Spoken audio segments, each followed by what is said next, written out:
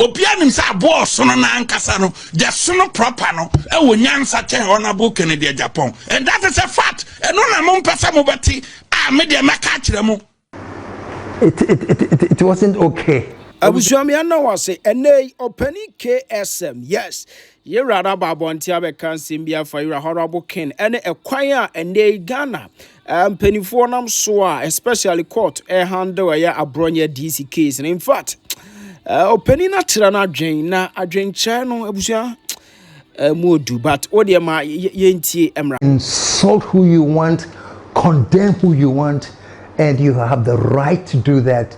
And not only do you have the right, the legal institution should back you to do that. Apai. Does that make sense? Somebody has the right to insult the president. It is free speech. Hey, I'm applauding Abronye. I want all the supporters, Afenyo Makin, Salam Muhammad, or whatever the name is, Minkai, all of you who support this, let us applaud Abronye. Thank you. Wakasa. He has expressed his freedom of speech, even if he has to insult the judiciary, even if he has to incite people against the judge. Freedom of speech. Wakasa.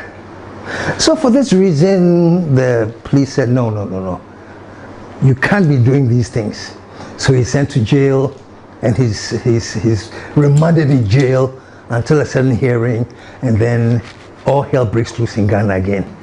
I feel a certain level of deep hypocrisy when people who saw it happening under another regime kept quiet and embraced it quietly.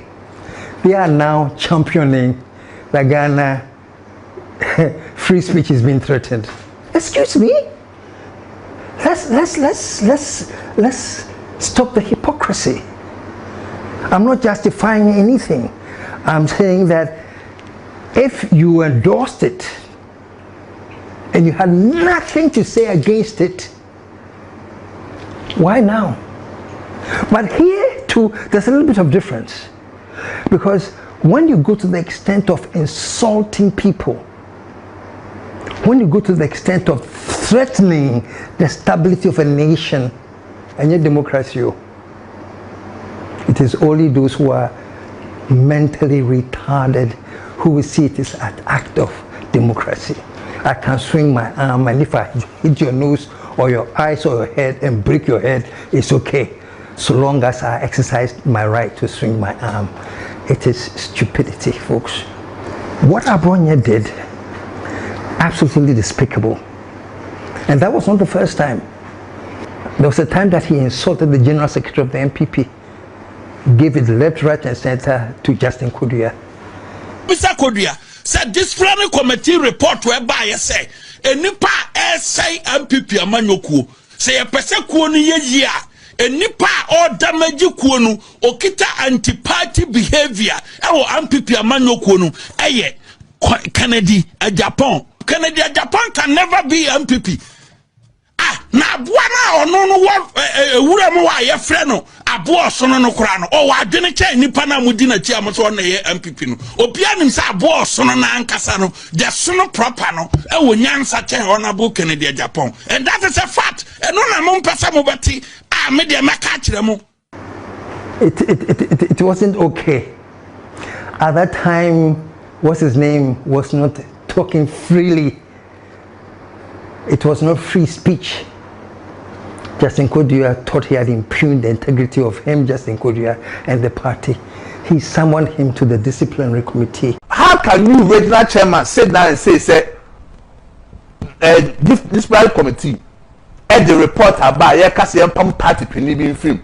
I bet report to be anyone, sir. I was a general secretary, Dean. It won't say, men are matter report. So, Muti,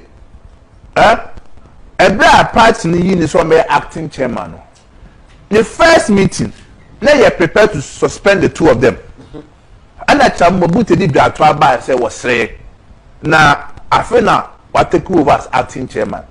And to the young Koshuam for the last time.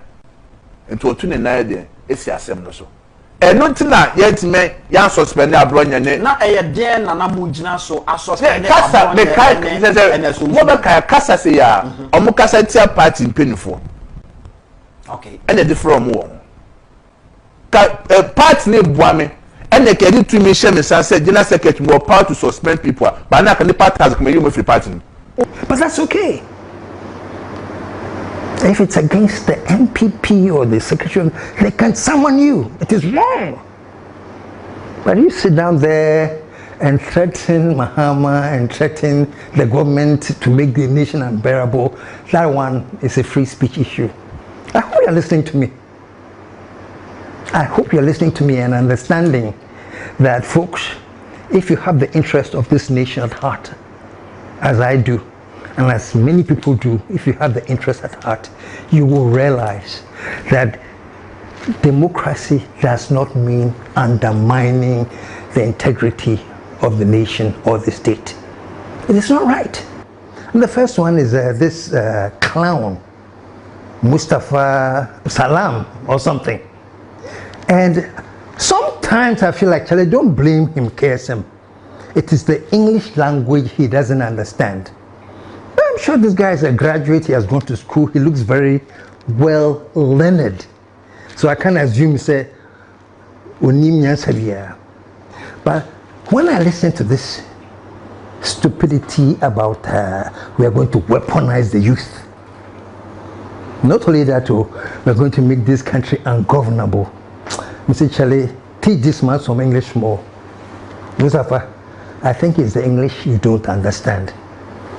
Jack, yenin komo utie nsema opanyin KSM ka ono de all pacha ne say as a hypocrisy bi koso a both party NPP and NDC no obia ni credibility say all standing on the issue na as a previous regime no amanfo tenase din masa achiche ne ne koso ne de atemnis anomani nyina koso so obia ankasa na wenzu so NDC fo aba ebi mu tiam free speech odwene ho san menua mene KSM be ya adwen e wo sansem na odi tudwane say no party can make a credible stand on the free speech because omu nyina omo ye corporate ohwe nyoma ACCC ya ade say MPP government no so bae no oye bi ate say wokasa wo ma examples a ebi ade beche appear stadium munti 3 ohene ba mu te say nkofo bebre na MPP for no so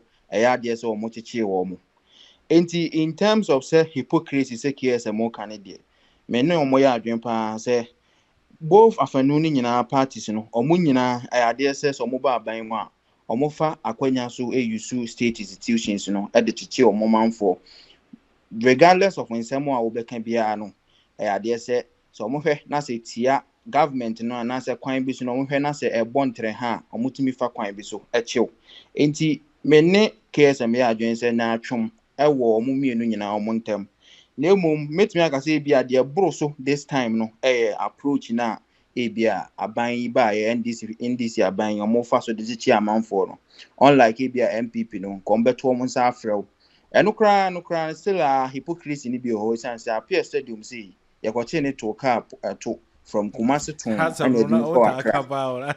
na hobby na mini hobby but NDC for na mpanifo na omunim na appear stadium say omo de waka but nyina ye hu enso ana appear stadium na nkasa na eche no ono anso so etu nenum etu kan odo se na ni hobby de but ono anso so kan si so omo de ne share car boot omo de ne free Kumasi ase ebese ne call Accra eti in terms of says yanchiwe ne de omo nyina no they are found corporate of it maybe approach na MPP e de chairman for NDC sorry e de chairman for this time no and they be a bro so kakra but they are all hypocrites in terms of arresting people when they are in government. Where do you draw the line between protected political speech and speech that threatens judiciary integrity inside public near undermine state institutional where do we draw that line credibly ebetimi aka ho asem I think say one powerful analogy na KSM make here no just what say yes, ubetumi aswenge wonsa aje se wo koba nyina wo to wonsa koba. But eyese wonsa na wo to koba no, eduru wankasa wo hena no. Na emom se okoto wonsa na se tra na ekobu obi hene so na pan na se moje sone ne dia. Ono nso so wo ho akonya se emremu no odo fam na justice bia wo pe bia ne nsaka. Enti se wo de ba a practical analogy wo nsem a esisi ya na yese ne wo party nyina ne se enipa bia wo ho akonya se wo ka na adwene wo nsem a etodwa wo man Ghana mu. But there yese wo ensure ne se eni kwan se tena ekoye personal attacks and as insult wa bra issue na nkasa wo hono a eda pono so anka obetimi a discuss eji wo ho akonya se wo kire wa adwen but eni kwan se etwam ekọ adidi atem ana se ebi a wo fa individual na nkasa tena honom na wo ye no na wo ka no ho asem bi se koba sa de a ene na wonsa na wo toto no abro so ama afidi akopem obi huna no ama nipa no so ewo ho akonya se ono so gina saa de na waye ne so na odi kopie ewo mra nenim na de metiopa na ubusa question say hefa na ebe draw line no line ne de me de to me ne de the only credible arbiter obetimi draw line no ye constitution no contain mra no anase bia obeka no se court system anase security agencies no just omodo ko gina mra nanimu a eho na constitution na guide oman no ebe kire se bebi akasa dru ye no yes indeed a try anase antra but CCIA ewo ho ide so obi kasa na akwachi na omuhu ne se ebia edidi atem kra na ese nipa fa ne normal but menye sure say right so obetima hwe pani anim te se president akasa ebia se bio oye kwasia ana aboa edi ho na amanfo opese o mo draw sa line no but only court anaze ABM ran na ebe kire KSM single out Mustafa Salam in some more kind said they weaponize the youth and make the country ungovernable. Say government na nyai no man no mo ye na sans me we are how serious it is and how do you understand that language? I think say nsem na wakan no serious. So utimika say obe weaponize youth no to make the country ungovernable. I think say it should be taken serious. To me opinion there, me say by now, KSM the state legal institutions no come to omonsa afre no mo demand further and better particulars. As a mekasa ko church what he meant by that statement now make it no is and say a bit me the chaos aba to the extent say cool crab it mercy on my Ghana. As a other countries be a Africa ha ntokwa esisi ya those little statements no and ko far by just Rwanda say asem kitu bi nipa no kwotena radio so okai to the extent say e de ntokwa kese pa wo in the country no ma nipa be 1 million efa so ewuye enti me de megidi say serious as o mind there say little statement say no eni kwan say ye mani twamukọ ese mpanifo timi to o monsa frɛ no na nko mobusa no ne nsɛm na wɔkae no ne ya na ɔpɛ so wɔkyerɛ but enei o musa so odwene ho sɛ obi ɔmkɔfrɛ na freedom of speech ya manfo bisa so ba begina na chi e defend no ti me sure sɛ no nti na bia mpanifo anto monsa amfrɛ no but ne nsɛm na wɔkae sɛ they will weaponize the youth to make the country ungovernable ne de a very very serious statement a ɛsɛ mpanifo ɔmotimi to monsa frɛ no na ɔmohwehwɛ na KSM esa highlight on say yesemo musemo Abronye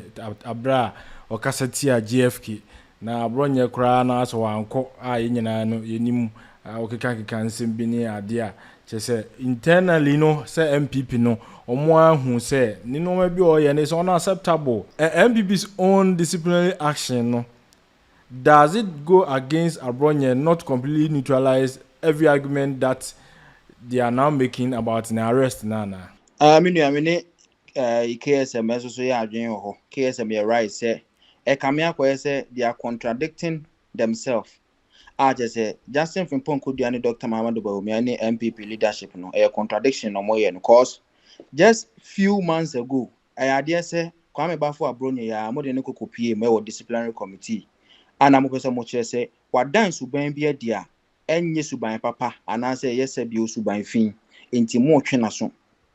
On the other hand no enche bia no sa so komeki those same statements ni bi na empanifo se omudi ni kogina mranim dia masa so atwa mo ho eba asabe defend no make arguments say a political persecution.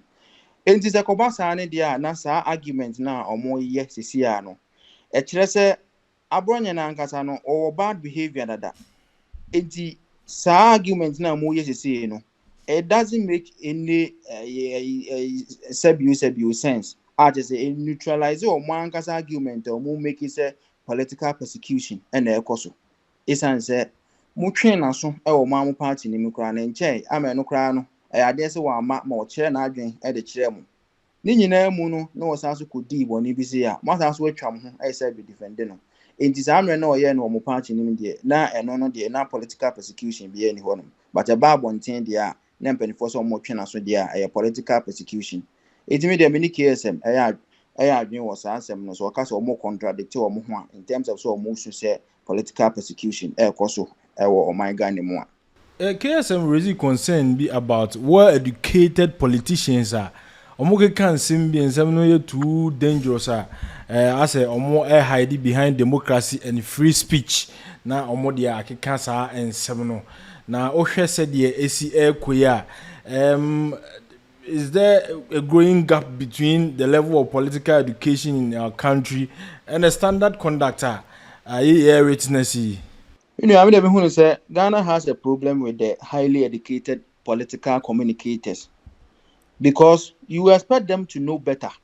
but because of political benefit they will get, if they speak for their party, you know, they become political and conduct themselves below standards now. And can we expect it from them saying Kombeshu and Kennedy or my Ghana mono. And also so enama political gap ya will be say etohono cause obi anka sebi unim se bia wako school no ya well educated there ka we expect senka enyoma bi wo honom nanka beto no na say no kra enka won hwenchen nanka waka no kra nanka se na ewo mu no na ama society ana say Ghana na ye shape no etimi a shape kama na develop kama but here is the case the educated ana say elite na obia expect from them say nka omo beda suban bi adi ana omo be kire omo adwen he wo kwan bi so a ebema oman Ghana yakọ anim no the same people na ena make sure say asem no say e krom beka say bi say na ebe ya politics nti omo aban ebeba power eno ena me de misusu say this political gap no aba beto oman Ghana. I was a smart Ghana updated. We be say mo hwe